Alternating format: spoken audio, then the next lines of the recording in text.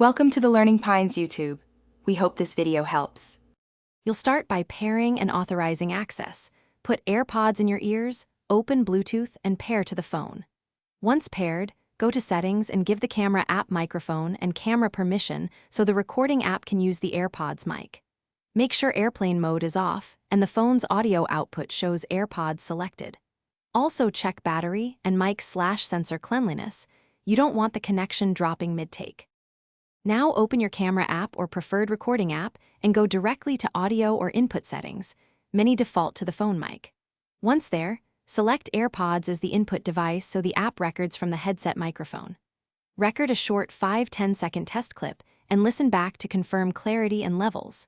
If levels are low, move closer to the phone or switch to the other AirPod microphone. AirPods switch mics automatically, so double-check which side is active. Proceed to record while periodically glancing at levels and, if possible, monitoring with headphones connected to a second device. Once done, stop the clip and immediately play back to ensure the AirPods mic captured usable audio. If you encounter stuttering or dropouts, make sure Bluetooth range is within 10 meters, disable other Bluetooth devices, and restart the recording app. Often reconnecting the AirPods fixes it. Finally,